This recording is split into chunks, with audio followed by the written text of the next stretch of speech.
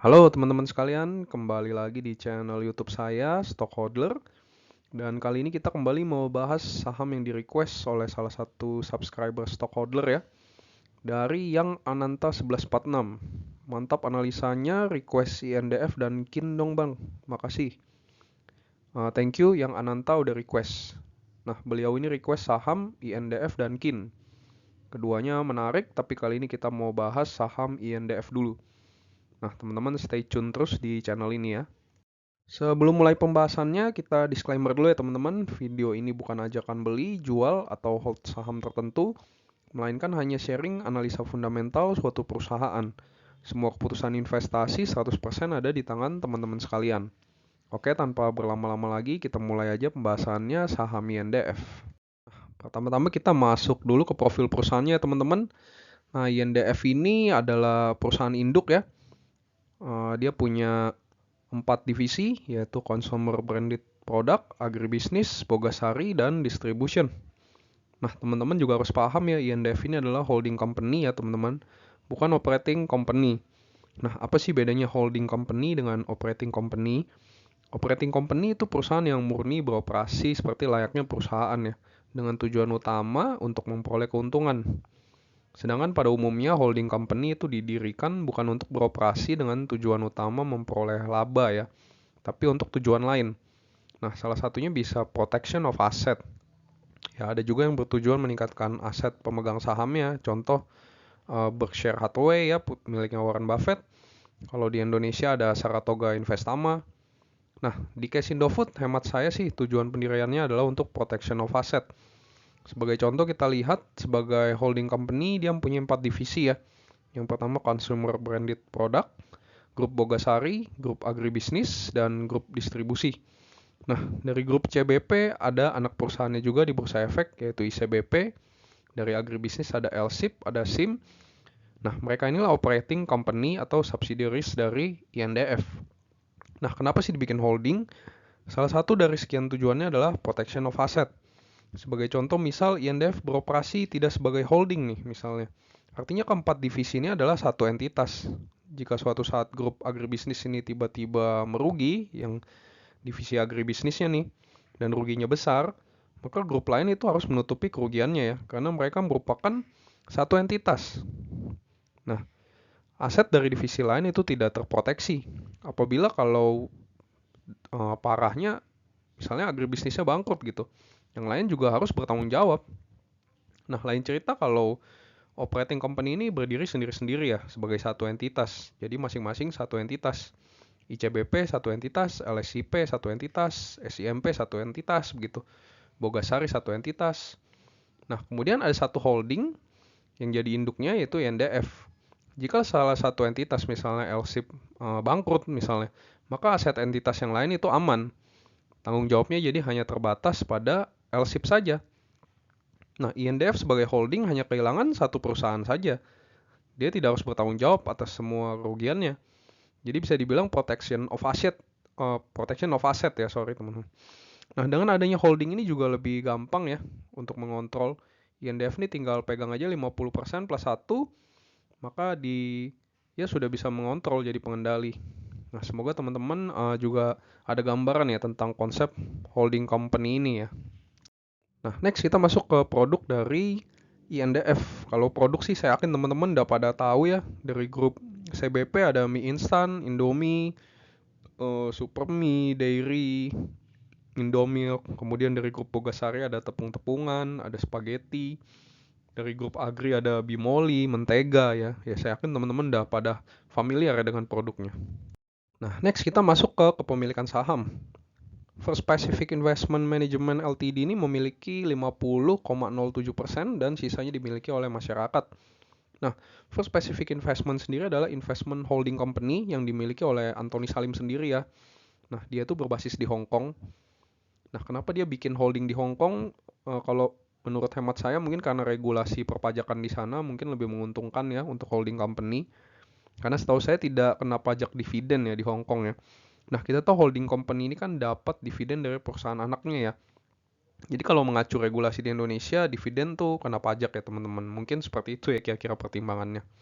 Nah, First Pacific ini memegang 50,07% dari INDF, tentu ini bagus ya.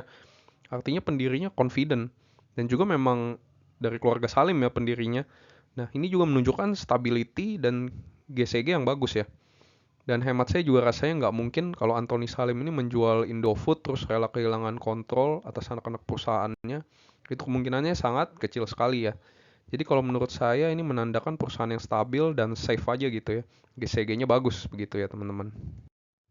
Nah, next, kalau dari segi rasio keuangan mungkin saya nggak terlalu bahas ya teman-teman karena ini juga perusahaan holding, jadi nggak ada aktivitas operasionalnya juga ya. Mungkin kalau dari laporan keuangan konsolidasi dari sisi revenue memang kita lihat meningkat setiap tahun, artinya dari lini bisnisnya memang meningkat, apalagi memang disumbang oleh CBP-nya yang signifikan ya. Kemudian dari sisi profit juga relatif meningkat.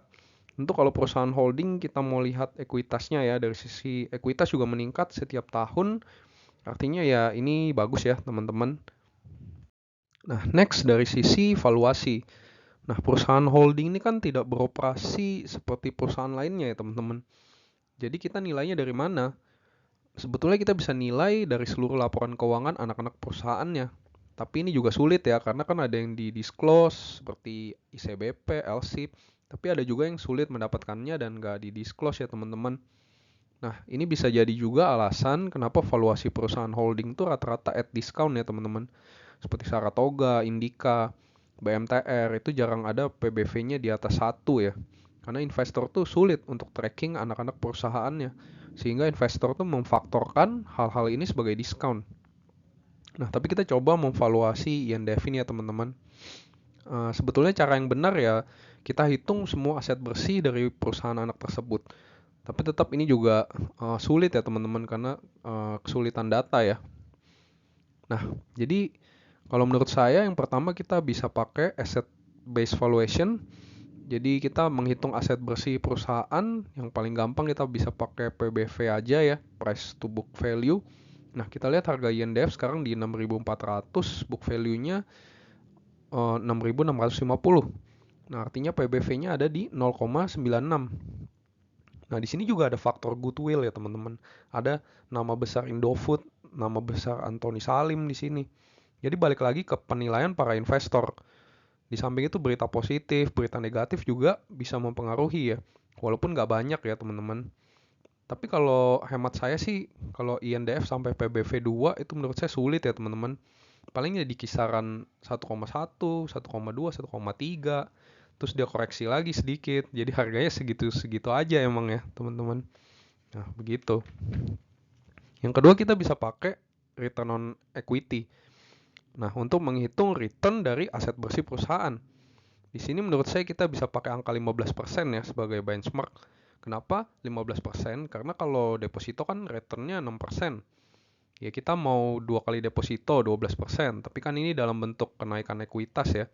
Jadi kita tambah aja jadi 15%. INDF sendiri ROE-nya ada di 15%. Jadi menurut saya ini juga cukup baik ya. Kemudian next kita bisa pakai dividend yield. Terakhir ini ada di 4%-an. Nah, kalau dari dividend yield, menurut saya ini kurang menarik ya.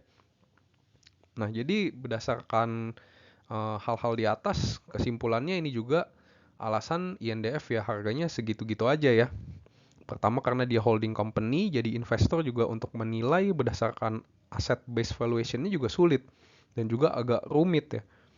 Atas ketidaktahuan tersebut, investor juga jadi lebih memilih memfaktorkan hal tersebut sebagai diskon. Tapi apakah saya harus invest di sini? Ya memang ada juga ya yang suka grupnya Indofood. Jadi dia invest ke holdingnya aja deh. Atau saya suka ke Anthony Salimnya ya dia invest ke holding company-nya aja deh. Nah, atau teman-teman mau exposure ke semua lini bisnisnya. Jadi saya mau di semua lini bisnisnya dapat nih, ada Agri, ada Bogasari, ada CBP-nya ya. Teman-teman bisa pegang holdingnya aja. Nah, tapi kalau teman-teman misalnya saya suka produk Indomie-nya nih atau saya suka sawitnya nih, mendingan langsung ke operating company-nya aja, lebih ke ICBP-nya langsung gitu. Atau teman suka agrinya mending invest ke LSIP-nya langsung gitu. Nah, tapi kalau teman-teman mau hold untuk jangka panjang ini safe ya. Karena pengendalinya pegang 50% ke atas, ownernya langsung Anthony Salim, GCG-nya juga bagus. Nah, ekuitasnya juga bertambah terus ya setiap tahun. Tapi balik lagi kalau berharap sampai PBV-nya 2 kali, 3 kali seperti ICBP, saya rasa sulit ya. Karena biasanya investor tuh menilai perusahaan holding tuh dari nilai aset bersihnya aja. Begitu ya teman-teman. Nah, semoga menjawab ya. Oke, sekian aja teman-teman pembahasan emiten INDF ini. Nah, kalau menurut teman-teman konten ini bermanfaat, bisa tekan tombol like, subscribe, dan komen. Thank you teman-teman udah menonton.